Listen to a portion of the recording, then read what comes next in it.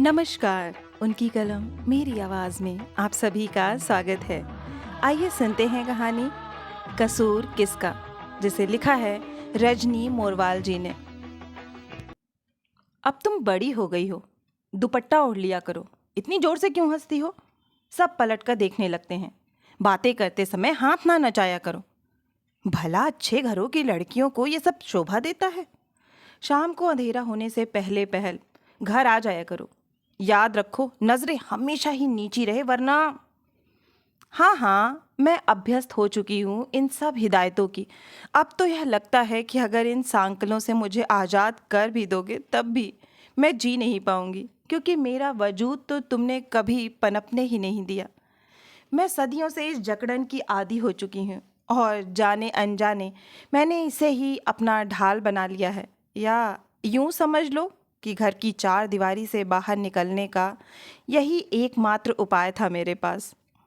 किंतु एक बात मैं समझ नहीं पाती, ना मैं जोर से हंसती हूँ, ना हाथ नचाकर बातें ही करती हूँ, फिर भी लोग क्यों मुझे देखते हैं? ढलता हुआ सूरज तो हमेशा मुझे घर के आंगन में ही बैठकर देखना भाता है। और तो और दुपट्टा तो बचपन ही से मुझसे लिपट गया था, जब इसकी ज़रूरत भी मेरे तन को महसूस नहीं होती थी। फिर क्यों मौका देखते ही मुझे महसूस दिया जाता है? आए दिन सारे अखबार बलात्कार और कत्ल की घटनाओं से लथपथ रहते हैं। आखिरकार आज बता ही दो, 6 माह की मासूम बच्ची को दुपट्टे की क्या ज़रूरत है? और तो और 80 बरस की महिला के दुपट्टे के भीतर क्या तलाशते हो तुम? क्यों ना कुछ एक नियम तुम अपने लिए भी बना लो। कम से कम अपनी आंख में शर्म का पानी ही बचा कर रख लो, जिससे तुम्हें शायद यह याद रह सके कि मैं माँ, बहन और बेटी हूँ। उफ, सब भूल जाते हो तुम। क्या इस समाज में औरतों को जीने का हक नहीं है? उस लड़की का क्या कसूर था जिसके भीतर 5 मीटर की रॉड घुसा दी गई? आखिर उस 10 माह की बच्ची का क्या कसूर था जिसके अंगों को लोहे के स्केल से छलनी कर दिया गया? कहिए, किसका? मैं आपसे पूछती हूँ, आपसे आपसे आपसे। अगर इनमें से कोई आपकी बेटी होती तब भी क्या आप इसी तरह टीवी के सामने मौन बैठे होते? क्या तब भी आप इस घटना को सिर्फ एक खबर की तरह देख रहे होते? उस लड़की का सोचिए जो अब सारी जिंदगी माँ नहीं बन पाएगी। अव्वल तो वह जीवित ही नहीं बच पाएगी। अगर बच भी गई तो सारी जिंदगी अस्पतालों के चक्कर काट काट कर दम तोड़ देगी। तो रहिए ना बेखबर और आवाज उठाइए। नीतू ने घबरा कर हथेलियों से अपने दोनों कानों को बंद कर लिया और हिलक हिलक कर रोने लगी। पूरे कमरे में टीवी एंकर की जोशीली ललकार गूंज रही थी।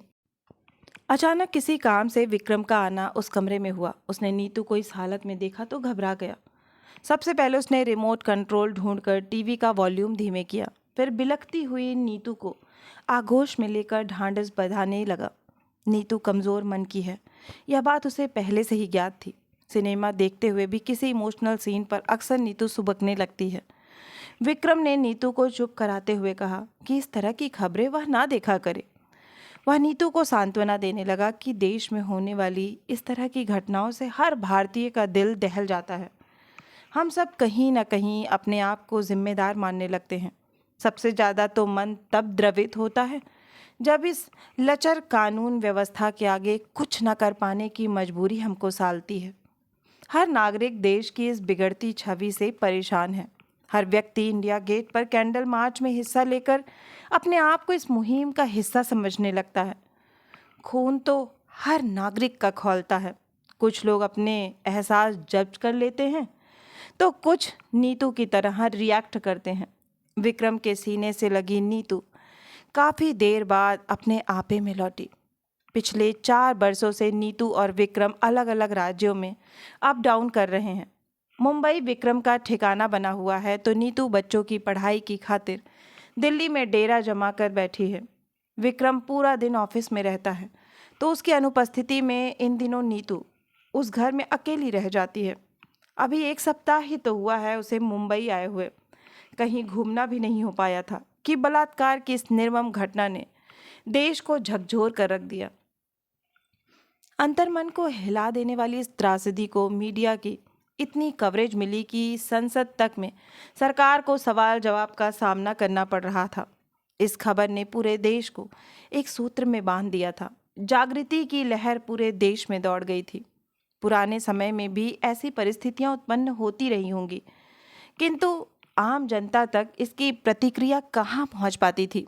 दैनिक अखबारों में कहीं छोटा सा कॉलम भर दिया होता था। अखबार की पहुंच भी तब कितने घरों तक होती थी। आज के इस इलेक्ट्रॉनिक युग में इन चैनलों ने उत्पात मचा रखा है। सबसे तेज आज तक अभी अभी एक्सक्लूसिव रिपोर्ट के नाम पर घर घर में हड़कंप मचा रखा है। चैनलों में आपसी होड़ के चलते बस अपनी टीआरपी बढ़ाने की पड़ी रहती है।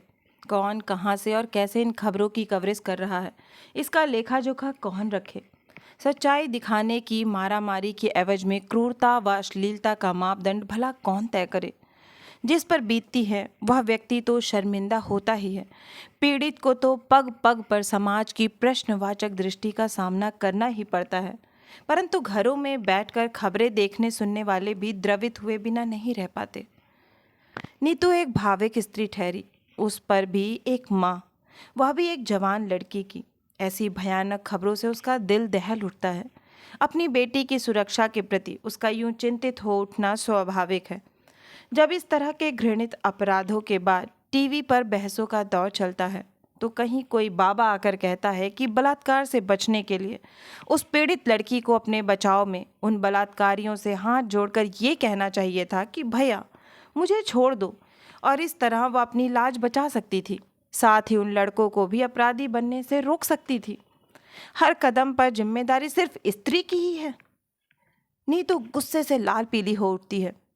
कहीं कोई समाज का ठेकेदार आकर कहता है कि लड़कियों को अपने वस्त्रों का चुनाव ठीक से करना चाहिए। आधुनिक वस्त्र लड़कों को आमंत्रित करते हैं।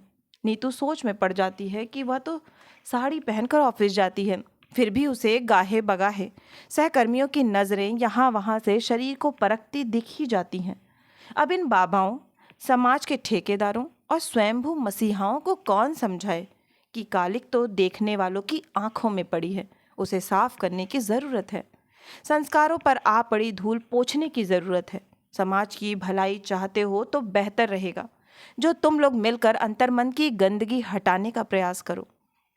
विक्रम हमेशा नीतू से इसी बहस में उलझा रहता है कि वह अखबार या टीवी में सिर्फ मार्मिक खबरों पर ही नज़र रखती है।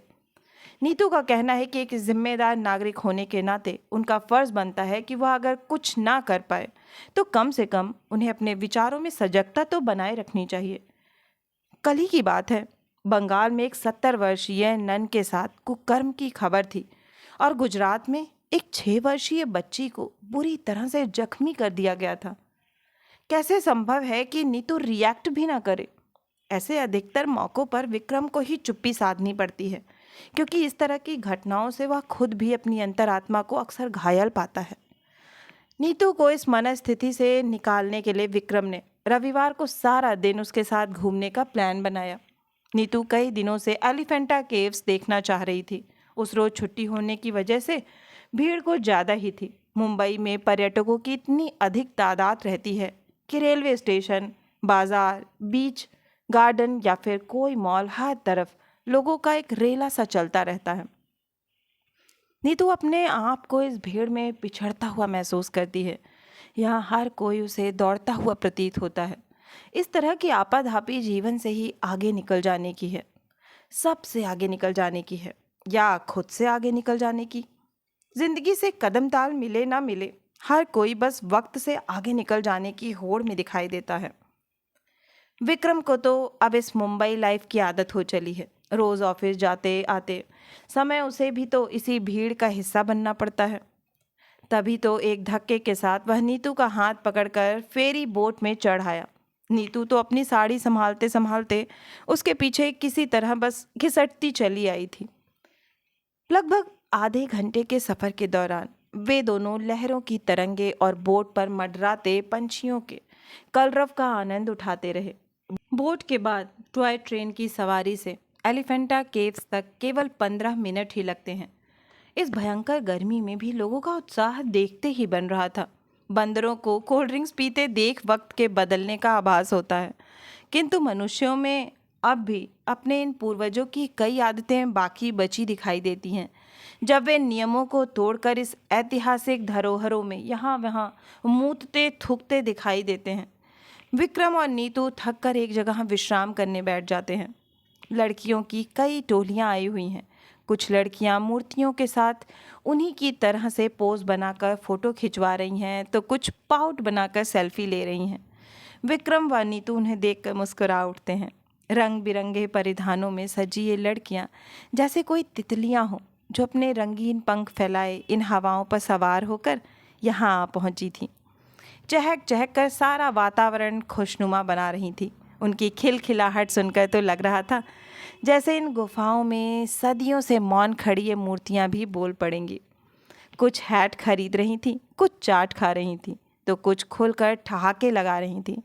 अपने अलमस्त अंदाज से सबको अपने साथ हंसने मुस्कुराने के लिए मजबूर करती सी ये लड़कियां संसार से अलहदा अपनी ही दुनिया में खुश व मग्न थीं। कुछ दीवाने लड़कों की टोलियों में भी थीं, जो हर जगह इन लड़कियों का पीछा करती फिर रही थी। उन लड़कों का गुफा भ्रमण इन लड़कियों की उपस्थिति से सार्थक हो उठा था। उनका रविवार सफल सिद्ध हो रहा था। उन्हें ना तो किसी मूर्ति पर अंकित उनके निर्माण काल से मतलब था, ना इतिहास से गुजरकर वर्तमान तक आते आते के उनके इस बिगड़े स्वरूप पर ही कोई रंज। अगली गुफा की ओर जाने के लिए विक्रम की बाहों का सहारा लेकर खड़ी होते हुए नीतू बड़बड़ा उठती है। पुरुष ना जाने कब अपने वजूद को एंजॉय करना सीखेगा। देखो कितनी सरलता से ये हाईजैक हो जाते हैं। अस्थायी संग साथ के क्षणिक सुख हेतु ये लड़के किस तरह अपना मानसिक संतुलन खो बैठते हैं। इस उम्र में विपरीत आकर्षण का साथ मिलते ही नसों में उन्माद बहने लगता है। क्षणिक आभासी सुख की लालसा में बहकाव की नदी अपने बांध तोड़कर बहना चाहती है। विक्रम पूछता है, इसमें किसका कसूर है नीतू? ज़्यादातर यह माना जाता है कि पुरुष को उकसाने के पीछे कोई ना कोई प्रेरक तत्व निहित होता ही है। लड़कियों का पहनावा, सजना संवरना, ये सब अस्थायी आकर्षण की श्रेणी में आते हैं। नीतू ने एक गहरी सांस खींचते हुए जवाब दिया, विज्ञान की दृष्टि से देखा जाए तो किशोरावस्था से यौवन में कदम रखने के साथ ही मनुष्य मात्र में यौवनाकांक्षा जन्म लेती है, जो किसी के द्वारा उकसाए बिना ही स्वयं को संतुष्ट करने के लिए बेचैन रहती है। और लड़कियों की अपेक्षा लड़कों में यह भावना बलवती होती है। उनके मन में मुख्य भाव खुद को संतुष्ट करने का होता है। जाहिर है इसके लिए उन्हें एक स्त्री शरीर की दरकार होती है। लड़कियों के कपड़ों पर आक्षेप करना उचित नहीं। आधुनिक लिबास जिसमें से लड़कियों का शरीर नजर आए क्षणिक आवेश उत्पन्न जरूर करता है, लेकिन पुरुष यौनाकांक्षा को जगाता नहीं है, क्योंकि वह तो स्वयं जागृत रहती है। जो इच्छा पहले से ही मौजूद हो उसे उत्पन्न कैसे किया जा सकता है? विक्रम ने नीतू की बातों पर सहमति जताते हुए कहा, हाँ, यह तो एक प्राकृतिक भूख है, जो पूरी ना होने की स्थिति में विकृत होकर कभी कभी बलात्कार जैसे जघन्य अपराध का कारण भी बन जाती है। नीतू ने अपनी सोच पर एक अंतिम स्टेटमेंट रखते हुए कहा, माना कि यह एक प्राकृतिक भूख है, लेकिन प्राकृतिक भूख में भी सभ्य लोग सभ्य तरीके से खाना पसंद करते हैं और असभ्य लोग अपना पेट भरने के लिए कहीं भी मुंह मार लेते हैं। दरअसल हमारे समाज में लड़कियों से ज़्यादा लड़कों को सभ्यता के संस्कार मिलने ज़रूरी हैं। सो तो है, विक्रम ने कहा और हंसकर पेट पर हाथ फिराता हुआ बोला, फिलहाल इस भूख का कुछ करते हैं। अंतिम फेरी बोट से पहले अपने साथ लाए पैक्ड लंच को खाने के बाद विक्रम ने एक लंबी डकार ली और नीतू की ओर कृतज्ञता भरी नजरों से देखा, जैसे इस लजीज खाने के बदले अपनी अन्नपूर्णा को मौन धन्यवाद दे रहा हो। वापसी में फेरी के ऊपरी फ्लोर पर बीचों बीच रखे सोफों में से दो पर उन्हें बैठने का स्थान मिल गया था। बाकी बचे सोफों पर वह पर्यटक लड़कियों की टोली दिन भर की थकान के बाद अधलेटी पड़ी थी। लहरें दिन भर के उफान के बाद अपनी थकान उतार रही थीं। वे अब भी बोट से टकरा तो रही थीं, किंतु जैसे किसी ठहराव के दर पर जाकर रुकने के इंतजार में भटकती हुई इधर उधर हिचकोले खा रही थीं। पक्षियों की कलरव में सुबह वाली चंचलता नदारत थी। उनकी यायावरी में एक सुकून भरे ठिकाने को खोजने की उत्सुकता अधिक नजर आ रही थी। वे सभी अपने पंखों को आराम से फैलाकर सो जाने की चाह में सूरज के छिपने से पहले बोट पर बंधी रस्सियों, टायरों और लोहे के बड़े बड़े खंभों पर लौटकर पनाह ले रहे थे। विक्रम ने नीतू के उन्नीदे चेहरे को देखा, जहां थकावट के चिन्ह स्पष्ट नजर आ रहे थे। वह अपने पास बैठी उस सुबह वाली पर्यटक लड़की को बड़े गौर से देख रही थी, जो उस वक्त बरमूडे के बाहर निकली अपनी खुली हुई जांघों पर सनस्क्रीन मल रही थी और अपनी सहेलियों को अपने पैरों की सूखी हो गई त्वचा दिखा दिखाकर हंस रही थी। यूं लग रहा था जैसे वह कुछ ही दूर बैठे लड़कों का ध्यान अपनी ओर आकर्षित करने के लिए ऐसा कर रही हो। लड़कों का यही ग्रुप दिन भर इन लड़कियों के इर्द गिर्द मंडराता रहा था। उस लड़की की एक सहेली ने इठलाते हुए उससे पूछा, do you wear such dresses at home? इस प्रश्न के जवाब में उस बरमूडे वाली लड़की ने बेधक कर कहा था, no way, my father would kill me, you know, and if my नानी would have seen me like this we back in village she would die of shock. कुछ ही दूर बैठा एक लड़का मोबाइल से उसकी वीडियो रील उतार रहा था। नीतू के इशारे पर उस लड़की ने अपनी जांघों को ढकने की नाकामयाब कोशिश की। सुबह ही खरीदे गए बांस के तिनकों से बुना हैट जरा अड़ियल किस्म का निकला। उसने लड़की की कोई मदद नहीं की। वह लड़के की तरफ देखकर लापरवाही से मुस्कुरा दी। असफल प्रयास के झिझक मिटाने की गरज से उसने सामने बैठी नीतू पर हु केयर्स वाला अंदाज फेंका। कुछ देर बाद उसने अपने पर्स में से डेयरी मिल्क की सिल्क बार निकाली। दिन भर की भयंकर गर्मी झेलती उस सिल्क बार का पसीना भी छूटने लगा था। नीतू को लगा शायद खिसियाहट में भर कर ही उस लड़की ने अपनी सहेलियों से पूछा था, would you like to like it? और उत्तर की प्रतीक्षा किए बिना ही वह बड़े मज़े से उस पिघलती हुई चॉकलेट को नीचे से ऊपर तक चाटने लगी थी। फेरी बोट के किनारे तक पहुंचते पहुंचते नीतू यही उत्तर सोच पाई कि समाज रूपी यह भवन अब शायद नींव तक चरमरा कर रह गया है। किनारे पर पहुंचने से पहले नीतू ने विक्रम की ओर देखा, जहां अब भी वही सवाल ताक रहा था कि कसूर किसका है। अभी आप सुन रहे थे कहानी कसूर किसका।